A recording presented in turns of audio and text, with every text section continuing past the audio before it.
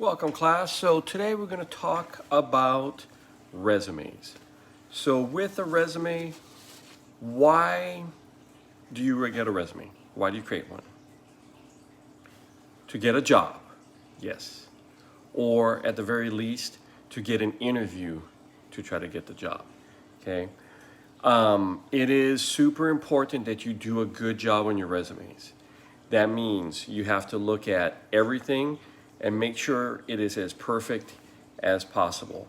Because if it's not, there's a good chance that you won't get called in for your job.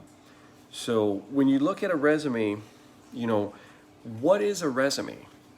You are basically taking snippets of your life related to work experience, things related to getting a possible job, putting it together, okay?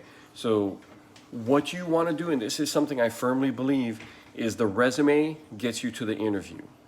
In my opinion, you can control your destiny in the interview, but you need to get there first.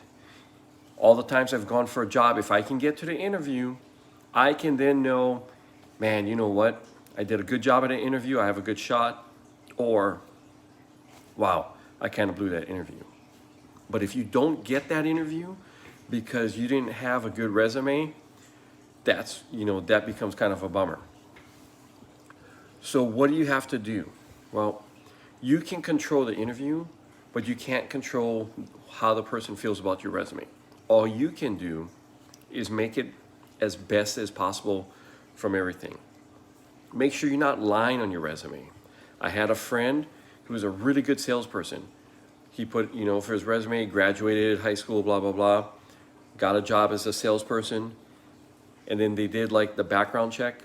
Come to find out, he actually hadn't graduated high school. He had dropped out like with a month left or something. Never got his GED, got let go. So you need to be honest, but when we come out of this, back into class, we're gonna talk about your objectives. We're gonna talk about how to, fancy them up. It's not lying, it's just making it sound better for your objectives. And also for jobs you've had, okay? To just make it sound a little more powerful and things like that. So what goes on your resume? Well, here, United States, we kind of put things from importance top to bottom, okay? So the more important things go top, because that's how you read documents. You read them top to bottom, left to right, okay? So that's what we're gonna do. So what should be at the top of your resume? Yes, your name. You are most important. So what is that? Name, contact information. Definitely you need your address, probably a phone number, email address in this day and age. Maybe some other things, but that's your main ones. For your email address, if yours is monkeyboy38 or partyhard102, you might want to think about getting a new email. Okay, those don't really promote like a good worker. So just be aware of that. Some of you made these when you're younger. You want to look at getting something better. For me personally, I like the name in bold, little bigger print. It makes it stand out. It makes it pop. Okay, you need fonts that are easy to read also.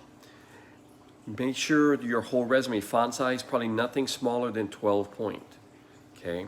Also, as much as possible, you want your resume on one page, because if it's too long, those resource managers are going to look and go, I don't have time for this. Okay. So you got to kind of cut things down. Now there's two main types of resumes: functional, chronological. Okay. We're going to talk about chronological. That's kind of one that is, fairly common, and that's the one that talks about your job experiences from, newest and beyond. So what else goes on the resume? On the very top, we said is your name. That's most important. Normally, right below that is you're going to have your objective. The objective is kind of what you're looking for, what job, and, said in a powerful way.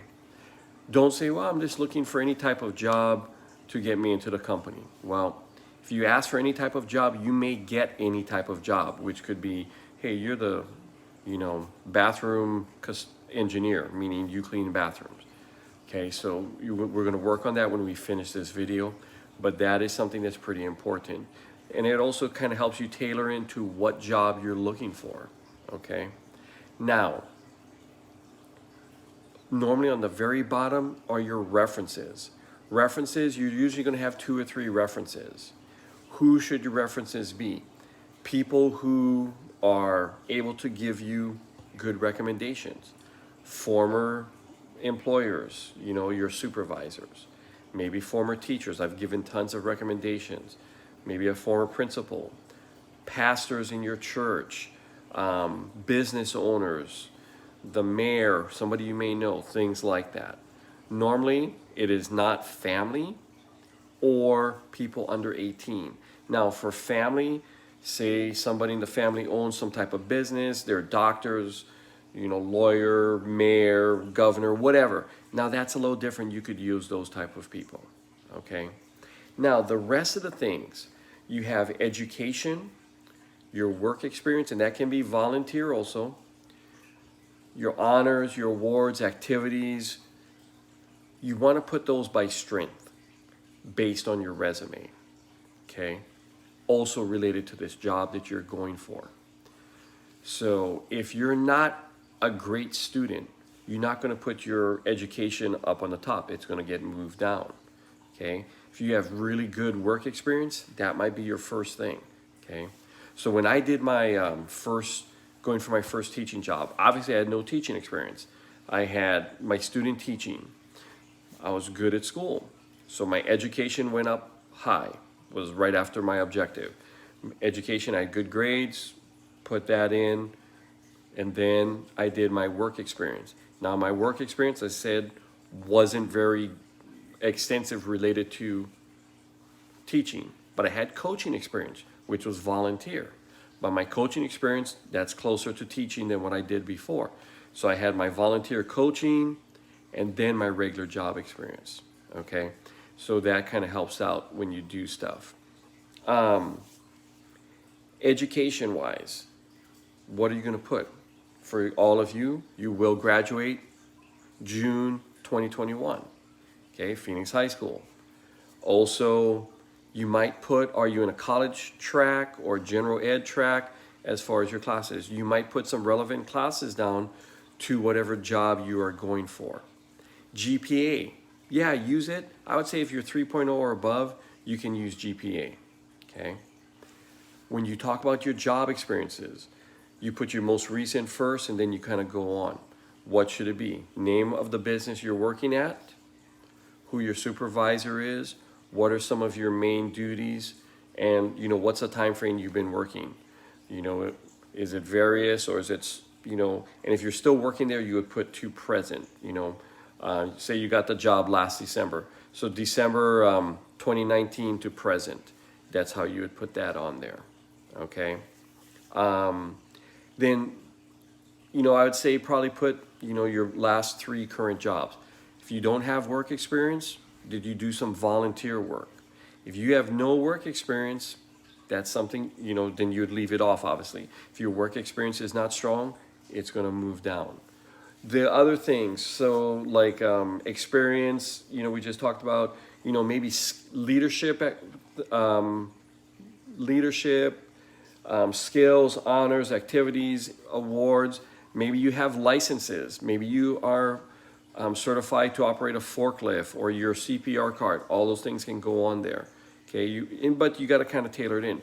Were you the captain of some sports team, color guard, band? Were you like top volunteer of the year for something? What sport, you know, if you played sports or other activities for 3-4 years, you can use that. Things, you know, that you do outside of community organizations, church, Rotary, Lions Club, Elks Club, whatever, things like that, okay? All those are, you know, things that strengthen your resume. Now, one thing I was telling you about references, you should always call your references to ask them about being on your resume, just so they know. One time I was applying for a job at something at the college. I didn't think I could even get it, but I thought, you know what the heck, I'm gonna apply for this. Called up my normal references, and one of them said, hey, who are you sending this to at the college? Told him the person's name, and he was like, you know what? that person doesn't like me, don't use me on the reference, it's gonna hurt you. So I used a different reference. So it's always good to kind of do that there, okay? When you do your resume, you're gonna put it on nice paper, cotton bond paper. That's a little thicker paper. It has a watermark on it, okay? A watermark means when you look up into the light, you will be able to see like the manufacturer of the paper, okay? All the different paper companies, you know, like Dunder Mifflin from The Office. You would have a watermark. Now, is it a big deal? No, probably not. But again, why take a chance? That watermark is either gonna be right side up or reversed based on whatever way, you know, that you put your paper in. I would say take that extra 30 seconds or 10 seconds and make sure you print your paper so if some manager looks at it and looks up, they can read the watermark with your resume. Is it a small little thing? Maybe, but maybe that's the thing that gets you your job interview, okay? Remember, tons of resumes come in, so you need this to be perfect. Spelling, punctuation, grammar, making sure you're only using 1 or 2 fonts. Don't have 7 different fonts. Because if you get a resume in, there's spelling mistakes, human resource person is gonna go right in the trash. Okay, they're just gonna say, this person didn't take the time for this. I would double check it, have somebody else read it out loud, just so you know you didn't make a mistake on it, okay? And then with that, your resume, the paper, you know, normal colors, white, off-white, kind of like an ivory. Can you go outside the box? Yeah, you can take a chance, but you know, you want to kind of know what kind of place you're applying for a job at. If it's somewhere kind of uptight and stuffy, like in the old days, IBM, General Motors, Xerox Company, those places are like, you know, everybody wears, you know, collared shirts, ties. You probably would want to stick with white or off-white. Maybe somewhere like Google, it could be a little different. Maybe it's colorful. Maybe it's a little bit off, you know, a different style resume as far as the formatting or, you know, stuff like that. You're always safe with the, you know, the white or off-white paper. I heard one time, and I don't know if they got the job, I heard it through a teaching class, somebody sent, they were trying to apply for a place that's like a lumber company. They sent a resume on a full-size door. Okay, they had it printed out on a door. Little different. Attention grammar, does it work? Maybe. Okay, so resume, to me, it's the gateway to get your interview, and then you can control your destiny. When you're done with this, you're going to go back to classroom, put on the Google Meet, put on that, just put in the message board that you're done watching the video, and we're going to go on, we're going to talk about power objectives, how to get your objectives pretty strong to help out for your resumes. Okay, thank you.